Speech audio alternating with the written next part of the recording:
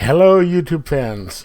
All right, now, if you've been following my channel lately, a few days ago, or maybe a week ago, I don't remember when, I did an unboxing for Werewolf the Series, which is a series that came out in 1987 on Fox, the network, not the news channel, but Fox, the network, when it first came out in 1987, when it was on 2 or 3 days a week. I've been trying to get this series for years, and I finally found something on eBay a while ago, and said, okay, order. And when I did the unboxing, I said, it sounds like it's something that might be what do you call it? It's something that they recorded on their VCR and then transferred it to DVD.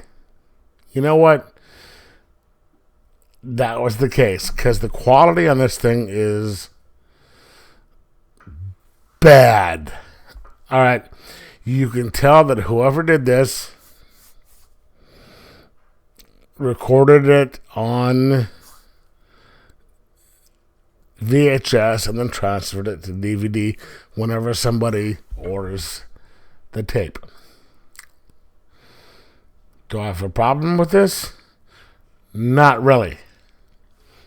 Because I really wanted this series, and it didn't cost that much.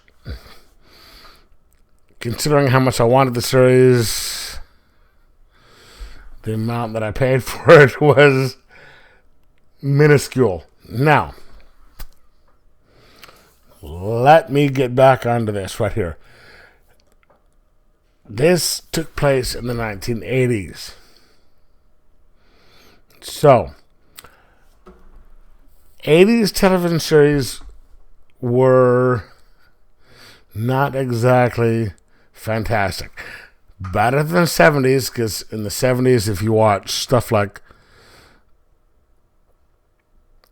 when I watched stuff in the 70s, I was a child, you'd watch Shazam or ISIS, and everybody had to have a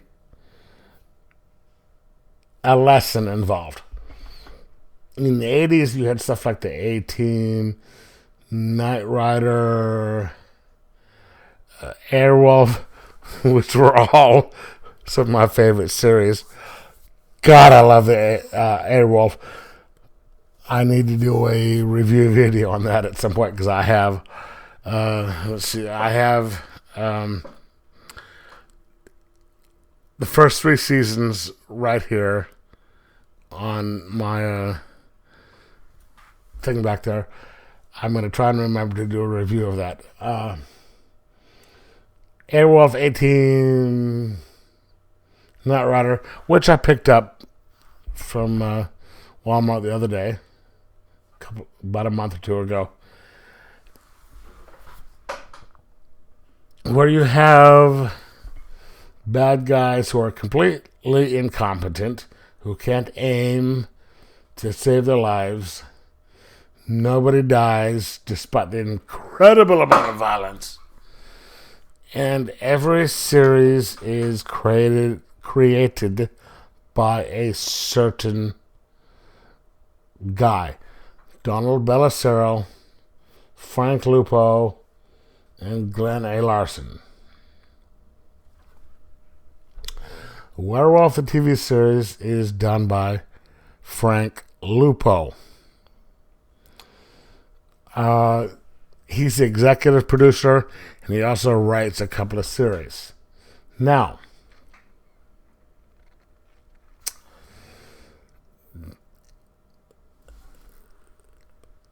the series is basically a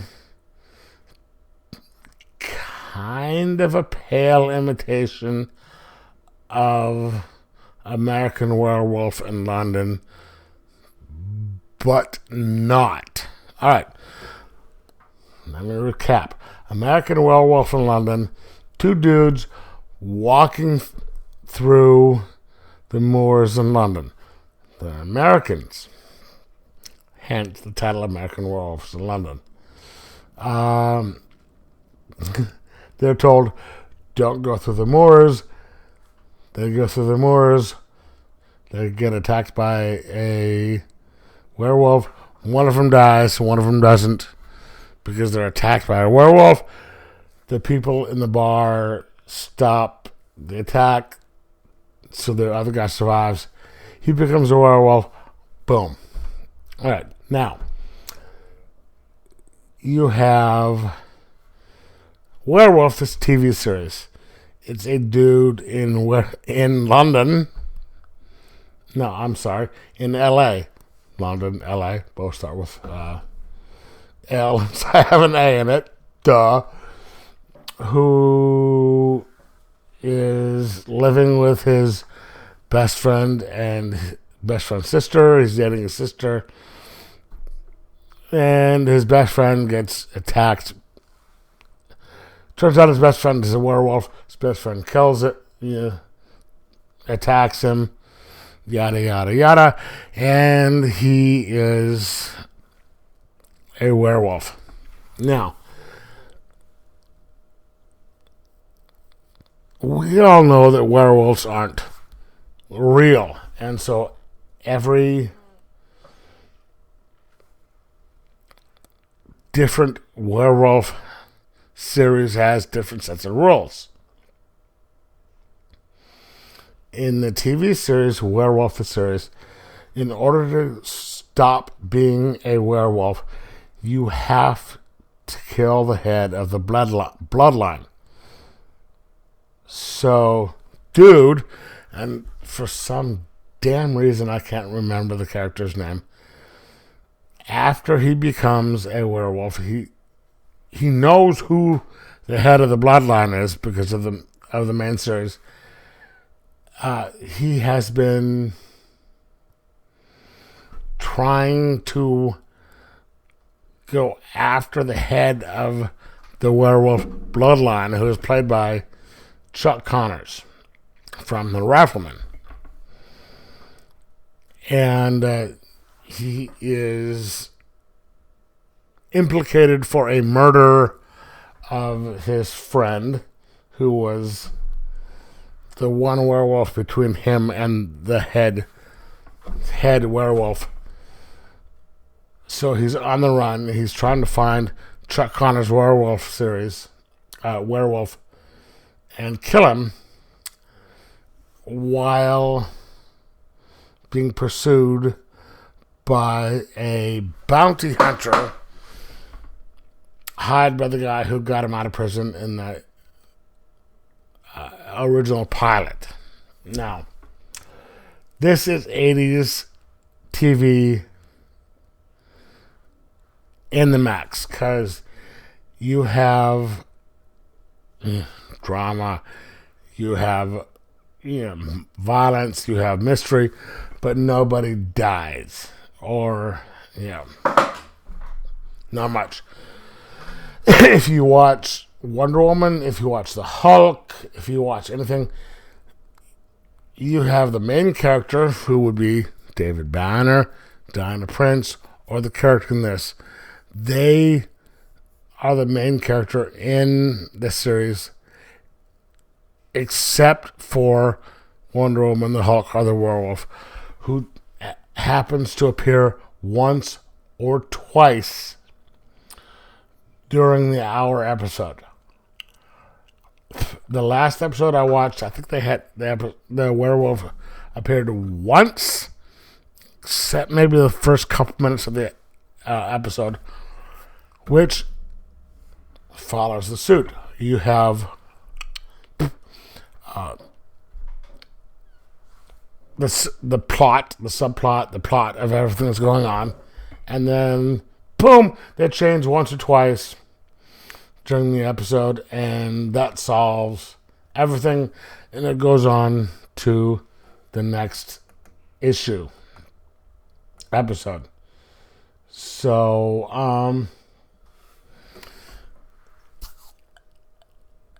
I can watch the what is the third episode of this one and pretty much cover the rest of the series on this one, because judging from my experience, every episode of these ones are going to be the same. Doesn't matter what the plot is, it's going to follow certain rules. There's going to be the setup, there's going to be the problem, and there's going to be a change twice in the episode, depending on, doesn't matter when. It's usually halfway down on the bottom, or near the top, or 45 minutes the way through. But the main character is going to be, the human character is going to be that way through the most of it, and then the change is going to be. This one has a lot of the character actors from the 80s.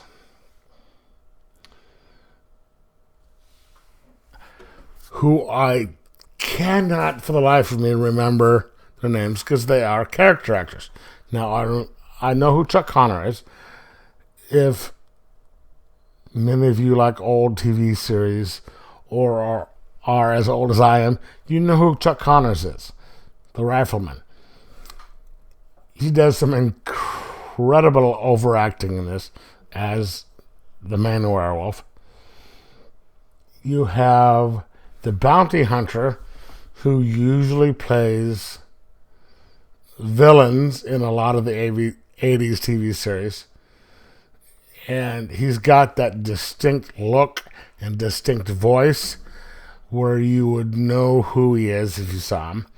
And I'm sorry that I don't remember these people's names. I'm completely unprepared for this. I'm just doing this on a riff, because the Steelers won tonight. Woo! And I had to do this as a video after the Steelers won. And then you have certain people who play bad guys set up throughout this series. Now, if you like 80s TV series, if you like horror, and if you like 80s horror, watch the show, but don't expect high quality things, because it is 80s. But I'm going to give this I might give this a 3, just because I'm feeling magnanimous. 3 out of 5. Because, damn it, it's no American Werewolf from London, but it's better than a lot of the movies that I've seen. The movies that I've seen that are werewolf stuff. And it's just, it's the cheese factor. It's the whole 80s thing of going, damn, this is not the best of stuff, but I'm enjoying it. And I'm sure you can find some of it on YouTube. If you like what you see on YouTube, order it off of Amazon. 3.5 out of 5. Watch some cheesy werewolf TV series, which led to the juggernaut that is Fox TV right now. The station, not the news network. But enjoy. Let me know if you think I'm wrong. Let me know what you think of it, and talk to you later. Bye.